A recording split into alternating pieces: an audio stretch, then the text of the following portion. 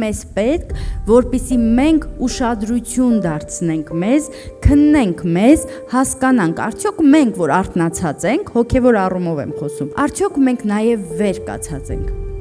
Ինչպես հասկանանք մեր կարգավիճակը արթնանալուց հետո։ Առաջին բանը, որ օգնում է մեզ հասկանալ, դա մեր անելիքներն են։ Անելիքները։ Մեր անելիքները մեզ ինչ են ցույց տալիս։ Կարևոր թե առաջնային բաներն ենք անում։ Կան կարևոր բաներ մեր անելիքների մեջ եւ կան առաջնային բաներ մեր անելիքների մեջ։ Երբեմն մենք դրանք շփոթում ենք։ Օրինակ, կարևոր բան է աշխատելը, կարևոր բան է սովորելը, կարևոր բան է բարի գործեր անելը, կարևոր բաներ են սրանք, բայց կան սրանցից ավելի առաջնային բաներ։ Մենք հոգևորացնում ենք երբեմն, այս մի բանն է ավելի կարևոր եւ բաց ենք թողնում առաջնային բաները մեր կյանքում։ Մեր կյանքում հոգևոր բաները միշտ առաջնային են։